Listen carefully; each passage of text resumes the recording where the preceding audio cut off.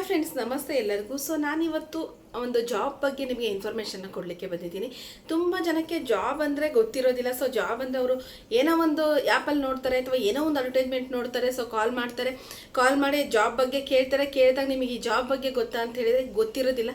But ತುಂಬ ಓದ್ಕೊಂಡಿರ್ತಾರೆ. ಆದರೆ job ಬಗ್ಗೆ ಏನು ಜಾಬ್ ಇದೆ, ಅದು ಆ್ಯಕ್ಚುಲಾಗಿ ಏನು ವರ್ಕ್ ಇದೆ, ನಮಗಿದು ವರ್ಕ್ ಮಾಡಲಿಕ್ಕೆ ಆಗುತ್ತಾ ಇಲ್ವಾ, ಅಥವಾ ನಮಗೆ ಆ ಕ್ವಾಲಿಫಿಕೇಷನ್ ಇದೆನಾ ಇಲ್ವಾ, ಇದನ್ನು ಮ್ಯಾನೇಜ್ ಮಾಡ್ತೀವಾ ಇಲ್ವಾ, ಅಥವಾ ಈ ಒಂದು ಜಾಬನ್ನು ಬಿಟ್ಟರೆ ನಮಗೆ ಬೇರೆ ಜಾಬ್ ಅಪರ್ಚುನಿಟಿ ಸಿಗುತ್ತಾ, ಇದೆಲ್ಲನೂ ಸುಮಾರಷ್ಟು ಜನರಿಗೆ ಗೊತ್ತಿಲ್ಲ. ಈ ಮಾತನ್ನು ಯಾಕೆ ಹೇಳ್ತಾ ಇದ್ದೀನಿ ಅಂತ ಹೇಳಿದರೆ, ಸೊ ನಿನ್ನೆ ನಾನೊಂದು ಆ್ಯಡ್ನ ಕೊಟ್ಟಿದ್ದೆ ನನ್ನ ಅಪ್ನಾದಲ್ಲಿ. ಸೊ ಅಲ್ಲಿ ನನಗೆ ಸುಮಾರಷ್ಟು ಎನ್ಕ್ವೈರೀಸ್ ಬಂತು, ಮೋರ್ ದೆನ್ 100 ನನಗೆ ಎನ್ಕ್ವೈರೀಸ್ ಬಂತು. ಅದರಲ್ಲಿ ಒಂದು 50% ಮೆಂಬರ್ಸ್ ನನಗೆ ಕಾಲ್ ಮಾಡಿದರು. ಟಿಲ್ ಮಾರ್ನಿಂಗ್ ಟು ಈವ್ನಿಂಗ್ ನಾನು ಎಲ್ಲ ಕಾಲು ಅಟೆಂಡ್ ಮಾಡಿದ್ದೆ. ಸೊ ಅದರಲ್ಲಿ ಹೈಯರ್ ಕ್ವಾಲಿಫಿಕೇಷನ್ ಆಗಿರೋರು ಕಾಲ್ ಮಾಡ್ತಿದ್ದಾರೆ. ಸೊ ನಾನೊಂದು ಜಾಬ್ ಬಗ್ಗೆ ಹೇಳ್ತಾ ಇದ್ದೀನಿ, ಅವರಿಗೆ ಆ ಜಾಬ್ ಬಗ್ಗೆ ನಾಲೆಡ್ಜೇ ಇಲ್ಲ. ಸೊ ನಾಲೆಡ್ಜ್ ಇಲ್ಲ ಅಂತ ಹೇಳಿದರೆ, ಸೊ ನಿಮಗೆ ಈ ಒಂದು ಸಣ್ಣ ಜಾಬ್ ಬಗ್ಗೆ ಮಾಹಿತಿ ಗೊತ್ತಿಲ್ಲ ಅಂತ ಹೇಳಿದರೆ ನೀವು ದೊಡ್ಡ ದೊಡ್ಡ ಜಾಬ್ಗಳನ್ನ ಹೇಗೆ ಮಾಡ್ತೀರಾ ಅನ್ನೋದು ಸೊ ನನಗೆ ಒಂದು ತುಂಬ ಗೊಂದಲ ಆಗಿ ಇವತ್ತಿನ ಈ ಒಂದು ವಿಡಿಯೋನ ಮಾಡ್ತಾ ಇದ್ದೀನಿ ಸ್ನೇಹಿತರೆ. ಸೊ ಅದಕ್ಕಿಂತ ಮುಂಚೆ ಯಾರೆಲ್ಲ ನನ್ನ ಚಾನಲ್ನ ಸಬ್ಸ್ಕ್ರೈಬ್ ಮಾಡಿಲ್ಲ, ಪ್ಲೀಸ್ ಸಬ್ಸ್ಕ್ರೈಬ್ ಮಾಡಿ, ಲೈಕ್ ಮಾಡಿ, ಸಪೋರ್ಟ್ ಮಾಡಿ ಅಂತ ಹೇಳ್ತೀನಿ. ಹೌದು ಸ್ನೇಹಿತರೆ, ನಮ್ಮ ಒಂದು ಕಂಪನಿಗೆ ಬಂದು ನಾವು ಹೈರಿಂಗ್ನ ಮಾಡ್ತಾ ಇದ್ದೀವಿ. ಸೊ ಇಲ್ಲಿ ಬಂದು ನಾವು ಇನ್ಶೂರೆನ್ಸ್ ಅಡ್ವೈಸರ್ನ ನಾವು ಏನಂತ ಹೇಳಿದ್ರೆ ರಿಕ್ರೂಟ್ಮೆಂಟ್ ಮಾಡ್ತಾ ಇದ್ದೀವಿ. ಇಟ್ಸ್ ಎ ಕಮಿಷನ್ ಬೇಸ್ನಾಗ ತೊಗೊತಾ ಇರೋದು.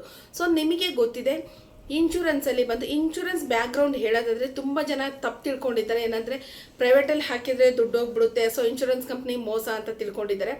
ಸೊ ಒಂದು ವಿಚಾರನ ನೆನಪಲ್ಲಿ ಇಟ್ಕೊಳ್ರಿ, 28 ಇನ್ಶೂರೆನ್ಸ್ ಕಂಪನಿ ಇದ್ದಾವೆ. ಸೊ ಇಲ್ಲಿವರೆಗೂ as of now 28 or 29 insurance companies ಇದ್ದಾವೆ.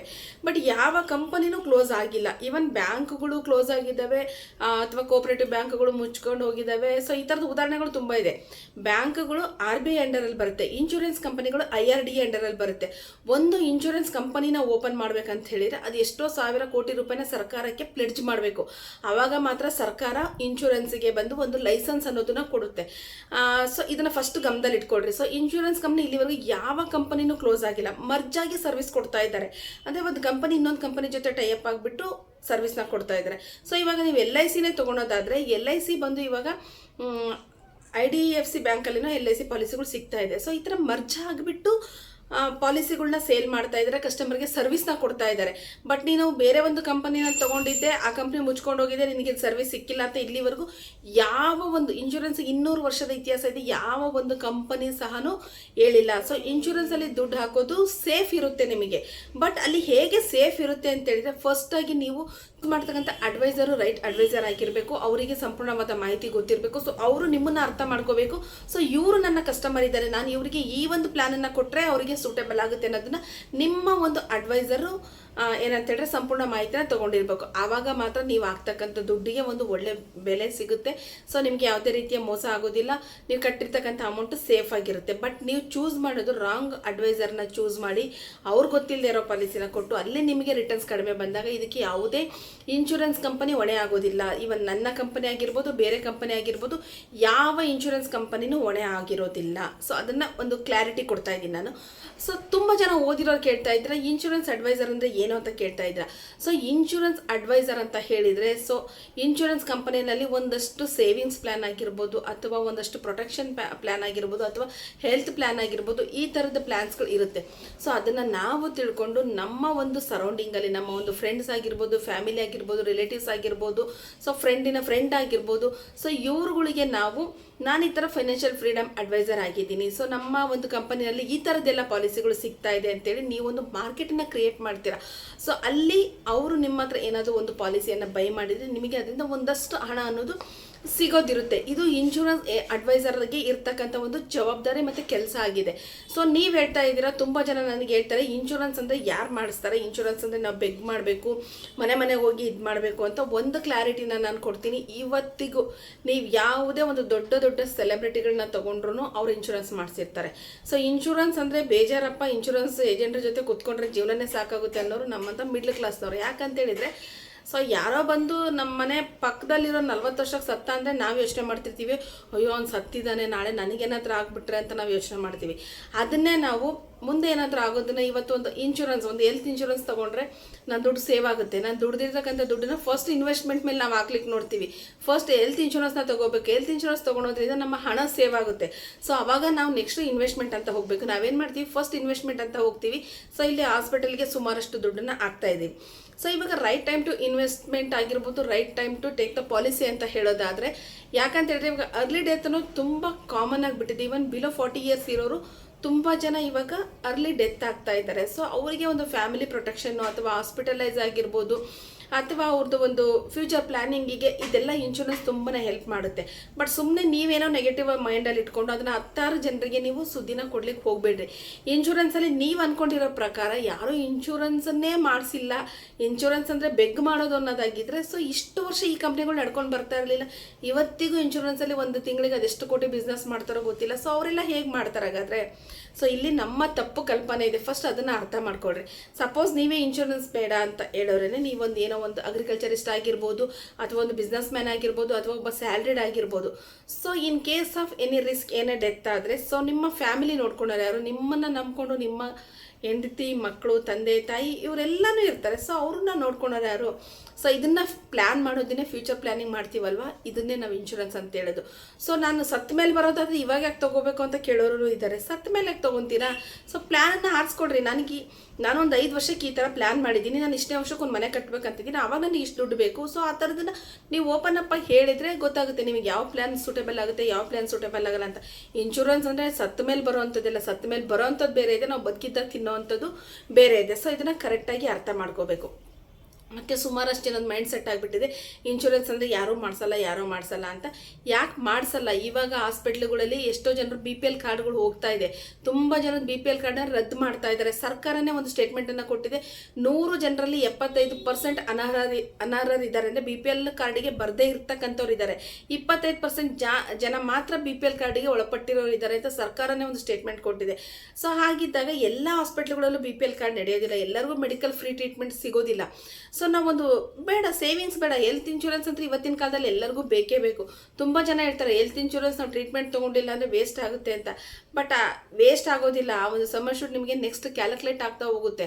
ಸೊ ಅಲ್ಲಿ ನಿಮಗೆ ಹೈಯರ್ ಫೆಸಿಲಿಟಿ ಸಿಗ್ತಾ ಹೋಗುತ್ತೆ. ಸೊ ಇನ್ ಕೇಸ್ ಆಫ್ ಏನೇ ರಿಸ್ಕ್, ಇವನ್ ರೂಮ್ ರೆಂಟ್ ಆಗಿರ್ಬೋದು, ಸರ್ಜರಿದಾಗಿರ್ಬೋದು, ಅಥವಾ ಅವ್ರೇನು ಸರ್ಜರಿ ಮಾಡ್ಬೇಕಾದ್ರೆ ಉಪಯೋಗಿಸ್ತಾರಲ್ವ ಆ ಒಂದು ವಸ್ತುಗಳದ್ದಾಗಿರ್ಬೋದು, ಅಥವಾ ಮೆಡಿಸಿನ್ದಾಗಿರ್ಬೋದು, ಇಷ್ಟು ಬಿಲ್ಲನ್ನು ಕವರ್ ಮಾಡಿ ಕೊಡುತ್ತೆ ಹೆಲ್ತ್ ಇನ್ಶೂರೆನ್ಸು. ಸೊ ನಾವು ಫಸ್ಟ್ ತಿಳ್ಕೋಬೇಕು. ಬೇಡ ಅಂತ ಡಿಸೈಡ್ ಮಾಡೋದಕ್ಕಿಂತ ಮುಂಚೆ ಎಲ್ಲ ತಿಳ್ಕೊಂಡು ನಾವು ಡಿಸೈಡ್ ಮಾಡಬೇಕಾಗುತ್ತೆ.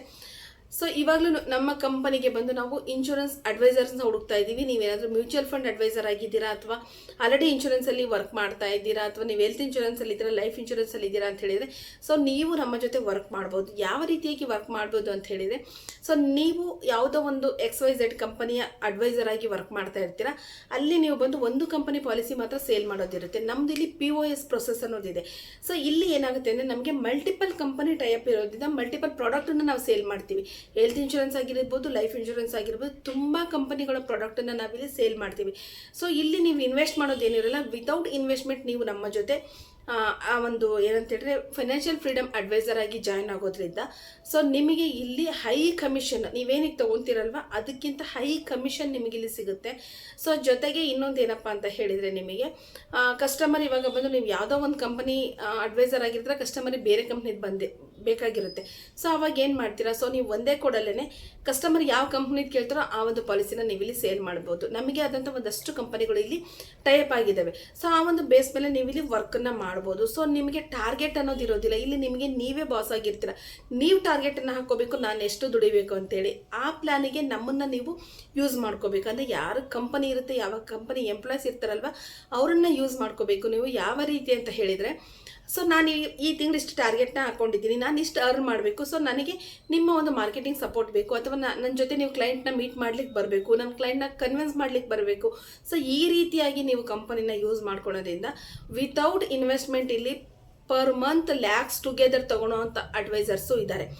ನಾವು ಚಿಕ್ಕವರಿದ್ದಾಗ ನೋಡ್ತಾ ಇದ್ವಿ LIC ಏಜೆಂಟ್ರು ಕೆಲಸ ಮಾಡ್ತಾಯಿದ್ರು, ಮನೆಗೆ ಹೋಗಿ ಪಾಲಿಸಿ ಕೇಳ್ತಾಯಿದ್ರು ಅನ್ನೋದು ಎಲ್ಲರ ಮೈಂಡ್ ಸೆಟ್ಟಲ್ಲೂ ಬಂದುಬಿಟ್ಟಿದೆ. ಬಟ್ ನಾವು ಚಿಕ್ಕವರಿದ್ದಾಗ ಇರ್ತಕ್ಕಂಥ LIC ಏಜೆಂಟ್ರು ಇವತ್ತೂ ಅವ್ರು ಮಾಡ್ಕೊಂಡು ಹೋಗ್ತಿದ್ದಾರೆ. ಸೊ ಅವ್ರು ಅಕಸ್ಮಾತ್ ಡೆತ್ ಆಗಿದ್ರೆ ಅವ್ರ ಮನೇಲಿ ಬೇರೆಯವರು ಅದನ್ನು ಕಂಟಿನ್ಯೂ ಮಾಡ್ಕೊಂಡು ಹೋಗ್ತಿದ್ದಾರೆ. ಅಂದರೆ ಅವ್ರು ಕೆಲಸ ಇಲ್ಲದೆ ಮಾಡ್ತಾ ಇಲ್ಲ, ಯಾರ ಹತ್ರನೂ ಹೋಗಿ ಬೆಗ್ ಮಾಡ್ತಾ ಇಲ್ಲ. ಅವರು ಅದರಲ್ಲಿ ಅಷ್ಟು ಅರ್ನಿಂಗ್ಸ್ ಇದೆ. ನಾವಿಲ್ಲ ಅಂದ್ರೂ ನಮ್ಮ ಫ್ಯಾಮಿಲಿ ಕುತ್ಕೊಂಡು ತಿನ್ನೋ ಅಷ್ಟು ಅರ್ನಿಂಗ್ಸು ಇನ್ಶೂರೆನ್ಸಲ್ಲಿದೆ. ಸೊ ನೀವು ಪಾಲಿಸಿ ತೊಗೋಬೇಕಾ ಅಥವಾ ಇನ್ಶೂರೆನ್ಸ್ ಅಡ್ವೈಸರ್ ಆಗಬೇಕಾ, ನೀವು ಯಾವುದಕ್ಕಾದ್ರೂ ಕಾಂಟ್ಯಾಕ್ಟ್ ಮಾಡಿರಿ. ಇಲ್ಲಿ ತುಂಬಾ ಡಿಸ್ಕೌಂಟ್ಸ್ ಇರುತ್ತೆ, ತುಂಬಾ ಆಫರ್ಸ್ಗಳು ಇರುತ್ತೆ. ಮತ್ತು ನೀವು ವರ್ಕ್ ಮಾಡ್ತೀರಾ ಅಂತೇಳಿದ್ರೆ ಒಳ್ಳೆಯ ಒಂದು ಕೆರಿಯರ್ ಅಪರ್ಚುನಿಟಿ ನಿಮಗೆ ಸಿಗುತ್ತೆ.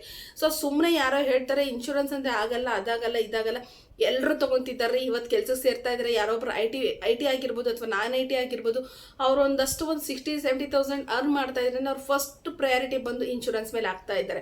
ಯಾಕಂತೇಳಿದ್ರೆ ಇವತ್ತಿನ ಒಂದು ಜೀವನ ಶೈಲಿನೇ ಆಗಿದೆ. ನಾವಿವಾಗ ವಿಡಿಯೋ ಮಾಡ್ತಿದ್ದೀನಿ, ನಾಳೆ ಮಾಡ್ತೀನಲ್ಲ, ನಾನು ಅಗ್ರಿಮೆಂಟ್ ಬರ್ಕೊಟ್ಟಿಲ್ಲ ಯಾರಿಗೂ, ಹಿಂಗೆ ಇರ್ತೀವಿ ಅಂತ ಅಲ್ವಾ. ಸೊ ಅನ್ಫಾರ್ಚುನೇಟ್ಲಿ ಅನ್ನೋದು ಬಂದುಬಿಟ್ಟಿದೆ, ನಮ್ಮ ಒಂದು ಜೀವನ ಶೈಲಿನಲ್ಲೇ ಬಂದಿದೆ ಅನ್ಫಾರ್ಚುನೇಟ್ಲಿ ಅನ್ನೋದು. ಸೊ ಅದು ಬಂದಾಗ ಸೊ ನಮಗೆ ಅಂತ ನಮ್ಮನ್ನು ಹಿಂದ್ಗಡೆ ನಂಬ್ಕೊಂಡಿರೋರಿಗೆ ಅಂತ ನಾವೇನಾದರೂ ಒಂದು ಚಿಕ್ಕ ಸೇವಿಂಗ್ಸನ್ನು ಮಾಡಬೇಕಾಗುತ್ತೆ. ಸೊ ಆ ಒಂದು ಪ್ರಪೋಸಿಗೆ ಇವತ್ತಿಗೂ ಇನ್ಶೂರೆನ್ಸಲ್ಲಿ ಜನ ಇನ್ವೆಸ್ಟ್ ಮಾಡ್ತಾ ಇದ್ದಾರೆ. ಅವರು ಟ್ಯಾಕ್ಸ್ಗೋಸ್ಕರ ಆಗಿರ್ಬೋದು ಅಥವಾ ಹೆಲ್ತಿಗೋಸ್ಕರ ಆಗಿರ್ಬೋದು, ಫ್ಯೂಚರ್ ಪ್ಲ್ಯಾನ್ಗೋಸ್ಕರ ಆಗಿರ್ಬೋದು. ಸೊ ತುಂಬಾ ಇನ್ವೆಸ್ಟ್ಮೆಂಟ್ ಮಾಡ್ತಾ ಇದ್ದಾರೆ. ಬಟ್ ನಿಮ್ಗಳಿಗೆ ಅದು ಗೊತ್ತಿಲ್ಲ. ಯಾಕೆ ಗೊತ್ತಿಲ್ಲ ಅಂದರೆ, ನೀವು ಅದೇ ಓದಿದ್ದೀರಾ, ನಾನು PUC ಆಗಿದೆ, ವರ್ಕ್ ಫ್ರಮ್ ಹೋಮ್ ಬೇಕು, ಡಬಲ್ ಡಿಗ್ರಿ ಆಗಿದೆ, ವರ್ಕ್ ಫ್ರಮ್ ಹೋಮ್ ಬೇಕು, ಸೊ ನಾನು ಗ್ರ್ಯಾಜುಯೇಟ್ ಇದ್ದೀನಿ, ವರ್ಕ್ ಫ್ರಮ್ ಹೋಮ್ ಬೇಕು ಅಂತೀರಾ. ಬಟ್ ನಿಮ್ಮ ಹತ್ರ ವರ್ಕ್ ಫ್ರಮ್ ಹೋಮ್ ಅನ್ನೋದನ್ನ ಬೇರೆಯವ್ರು ಅಡ್ವಾಂಟೇಜ್ ತೊಗೊತಾ ಇದ್ದಾರೆ.